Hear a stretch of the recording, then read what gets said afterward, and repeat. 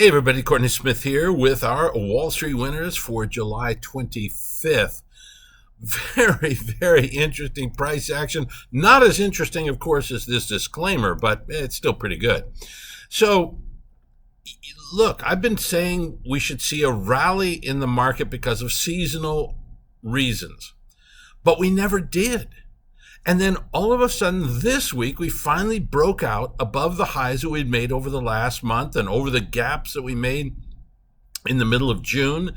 And so it looks like the first leg of the seasonality was kind of a failure, but the second leg looks like it might be kicking in. Now, when we get to the seasonal section, we'll go into more detail on that.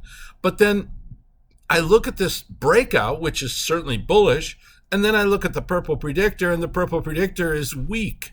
It's under the price action, so it's not confirming that the smart money is buying. Only the dumb money is buying. So that makes me nervous. We look up here, we see just really, this is the Dow. We can see that the buying pressure just slightly exceeded the selling pressure, so that's good. The ADX is going down, which means we're just in a neutral market. We're not in a trending market. And it's hard to make money in neutral markets. Generally speaking, I don't like to do anything when it's a neutral market. I like to stand on the sidelines and wait until the market is in a clear bull or bear market. Then making money is easy. But in a neutral market, making money's hard. And the market doesn't pay me to work hard. It pays me to do what it tells me to do. NASDAQ, same story, except notice the purple predictor is a bit more bullish. It's above the price action. And what that means is that the smart money's buying NASDAQ, selling S&P and Dow. You got it? So this theme that I've been talking about, how, everything that was worst in the first half is going to go to first here over the next month or two, I think is playing out in a weak fashion, but nonetheless, the worst are now the first somewhat. Seasonality, our seasonal indicator, we're not going to buy it unless we break up above way up here. Utilities are in a bullish time period, but they're not going anywhere, so who cares? Now, this is what I was talking about. This first leg up in the seasonality didn't really happen. We got the little down. Okay, did that happen? Maybe. But now we're supposed to see a second leg up, and that one looks like it's working. But it's really only a 2-week, 3-week rally, so it's not easy to get positioned to make massive money.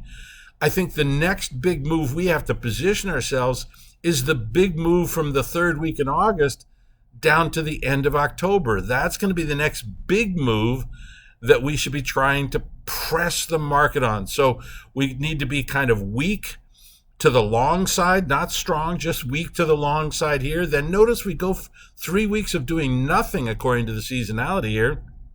So this will be the transition where hopefully we can get the bull market to last a little bit longer, or get the bear market to move in sooner. As I say, I like trends. I don't like neutral markets. Speaking of neutral markets, asset allocation shows here that really the people in the market, they're going like, stocks, bonds, who cares?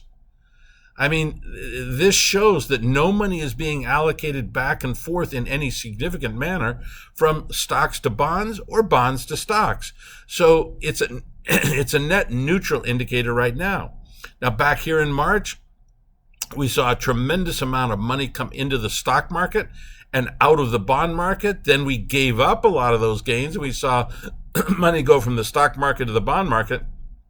But lately, people are just saying, you know what, I'll just sit where I am. Risk, we've been going in a gigantic bear market on our risk indicator. The risk indicator is a unique indicator that tells us how much risk the market wants to take. Usually, more risk is bullish. As you can see, we've been in a major bear market on the risk indicator, and that was one of the reasons we got bearish back in November of last year, way before anybody else. But this last week, we saw an increase in the risk indicator. Once again, we're going into the NASDAQ and out of the Dow. That's what the market's doing. But notice it's very weak. We haven't really gone over the previous high in June. So yes, we're going into that theme. It's just a weak theme. I like big themes, and the reason is it makes making money easy. Here we're seeing the same effect over here in European shares moving up.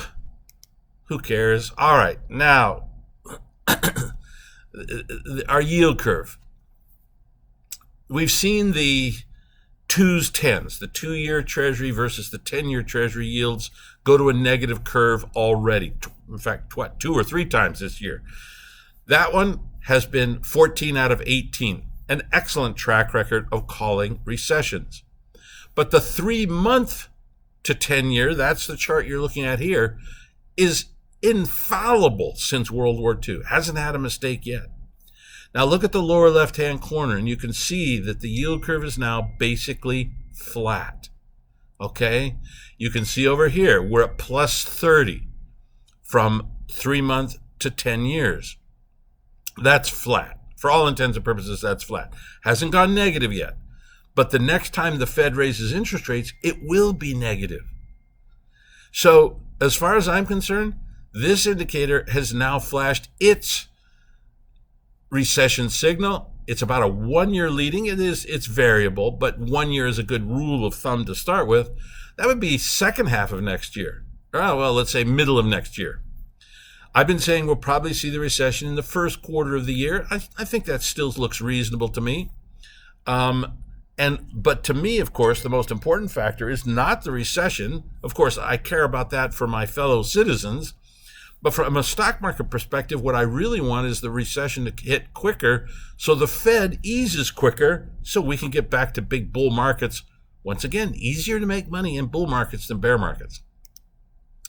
Bonds broke out. This is one of the major reasons why we're seeing the yield curve. Interest rates are going up because the Fed is pushing up short-term interest rates. But at the other end of the curve, yields are going down. And here you can see it. When bond prices go up, that means yields are going down. And so we got the yield curve shifting on both ends, up on the short end and down on the long end. And the purple predictor says we're going to see more declines in the long end. Well, look, why would 10-year yields break below 3% when inflation is 9.1%? And the reason is because the bond market, who may be the smartest traders in the market, smarter than stock traders, the bond traders are saying we're going to see a massive recession next year. And that massive recession is going to cause inflation to drop back down to 0 or 1% or 2%, some low number. And therefore, getting 3% over 10 years, no problem, because inflation's not going to be above 3% over the next 10 years, because the big recession next year is going to eliminate inflation. Bond key factors continue to collapse, showing our indicators. Listen, we've got the best indicators in the world. That's why you're watching this thing, because you want to see what's really going on in the marketplace. You don't want any waffling or weaseling the way the stockbrokers do and the pundits do. They're all weasels. We don't do that here. The dollar coming down. So I've been big bull on the dollar, as you know, for a long time, many months. No longer. As the U.S. goes into a recession, as the U.S. long bond goes down, we're going to see less and less money move into the dollar, and it's going to move into other areas of pockets of strength in the economy. Now, the U.S. has been the strongest economy out here, but I think we're going to start to see it weaken in comparison to its major trading partners. Now, I think it'll go down against the euro, but still continue to move up against the yen, because over in Japan, are they crazy or what? What's in that tea they're drinking? Because they're leaving their policy super loose, even as inflation is starting to take off over there. Gold will probably see a bit of a rally here now. Now, it may just go up to this downtrend line here. We're in this giant channel here, but we're starting to see some bullishness there. As interest rates come down, that means real interest rates come down. That's bullish for the gold market. So look for a little rally in gold. I haven't said those words in a long time. Over here, take a look. This one, I mean, we're ranking it as neutral. It's kind of hard to say. This one's clearly neutral. This one, I mean, but notice all of them are showing some signs of strength. Now, we went from -3 bearish to 2 neutral and 1 bearish, but next week we could start seeing some bullish indicators here. So look for gold to rally over the near term. I'm not looking for a monster rally. We're not going back to 2000 anytime soon. With the recession, that will reduce the demand. With the strong rupee, the Indians aren't going to buy as much this fall. So keep an eye on it. Crude oil, I've been telling you, I've been bearish now since the middle of June. That was a fantastic call. The only thing that makes me nervous about my bearishness is the purple predictor remains strong. But oil refiners who are making out like bandits right now, their profit margins are shrinking rapidly. So as a result, we're going to start to see less demand for crude oil. In addition, they haven't announced it. They haven't told us what went really on, but you can be sure that Saudi Arabia will be producing more oil as a result of the meeting between President Joe Biden and the Crown Prince of Saudi Arabia. Now, the U.S. is going to give them a lot too, of course. It's a trade-off, but they will pump more oil. That means the price of oil will continue to go down, I should say. Bitcoin still on the sidelines here. Why? Well, the price action's not bad.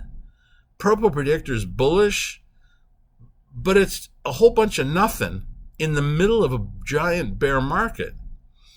Usually in a giant bear market, we should see this consolidation break to the downside, but we're actually making mini higher highs and higher lows, and the purple predictor has been generally bullish, although it collapsed this last week. So I think the best way to play Bitcoin is to do absolutely nothing. That's probably the easiest way to play it.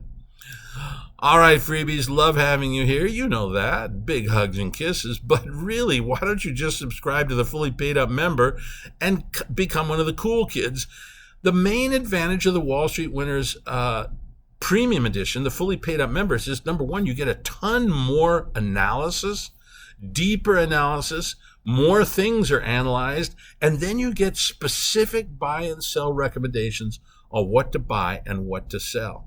All right, so go to WSW 2021 and sign up. You're going to really enjoy it. Remember, newsletters don't cost you money, they pay you money.